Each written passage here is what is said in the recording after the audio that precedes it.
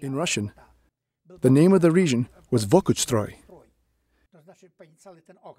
They extracted coal there. It was above the North Pole.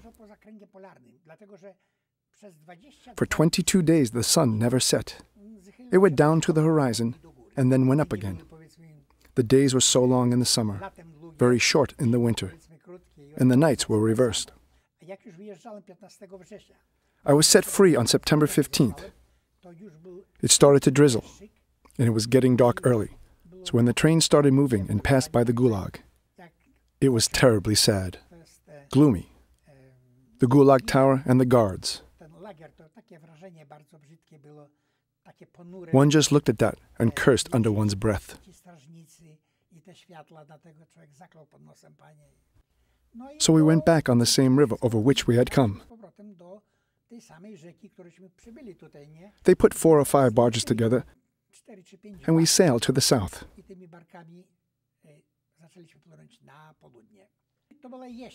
It was autumn. We sailed on the river Pechora. We saw birches on the banks of the river. A lot of them. It was a thick forest. Birches with golden leaves, and the leaves were reflected in the water. It was an amazing view. Golden leaves above and the water below. We looked out at the beauty, but we were so hungry. We got to the main gulag, called Kozhva.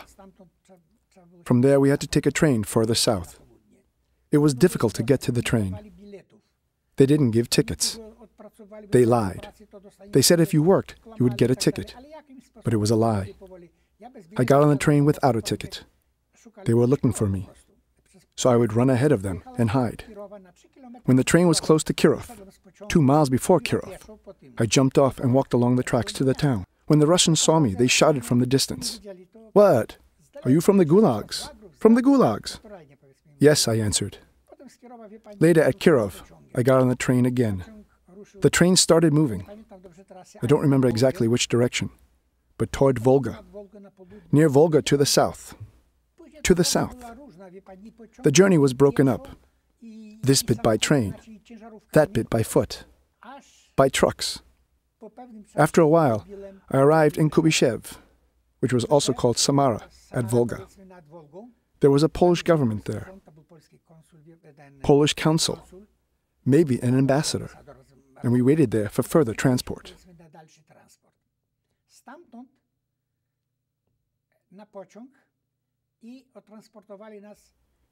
Then again, we traveled by train, through Kazakhstan, south toward Tashkent, to the port of Amudarya River. And from there, we sailed 500 miles to the Aral Sea. There we stopped at an island called Muldak, where we spent not quite, maybe a week. And then they took us back. We sailed 80 miles away from this island. They stopped us there, and I spent the winter in a cooperative farm. Perhaps because of the typhoid epidemic along the northern part of the river, or maybe because the river had frozen over someplace. It was a kolkhoz, called by the name of the Russian general, Voroshilov. They had cotton farms there, but it was winter. So I spent the winter there. There were no language difficulties. The people of this region came from the Genghis Khan, and their language was simple. If you learnt a few words, it was enough to get by. By the time the winter was over, I was able to communicate with the Uzbeks. The conditions were terrible. At the beginning, the Uzbeks had to accept us, but they didn't trust us. They called us Ors. But then they learned we didn't like the Russians. They didn't like the Russians either. We slept on the plains. It was warm enough. They ate 1 meal a day. Supper, usually. What they ate was called dzigura, a kind of groats, very hard groats. Somebody stole some sheep, and they accused us of the theft. But the most important thing was that they hated the Russians. The Germans were almost at the Caucasus Mountains, and every Uzbek kept a short knife tucked into his boots. They called me to the office where they had a map of the hemispheres, and I had to show them where the Germans were. I tried to show them, but what can you show on the hemispheres? They hated the Russians, and the Russians hated them. I remember once I spoke with one Russian from the political police, and he would only call them those dogs. In March, maybe around March 22nd, I took an army exam, and then one Uzbek on a horse rode from kolkhoz to kolkhoz and gathered us all for a transport along the river to the port of Charjoyu.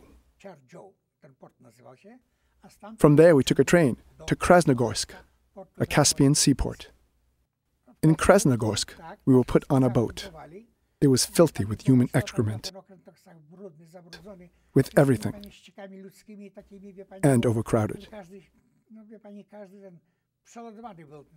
It was called Moskva, and on it we sailed more than 24 hours to the Persians.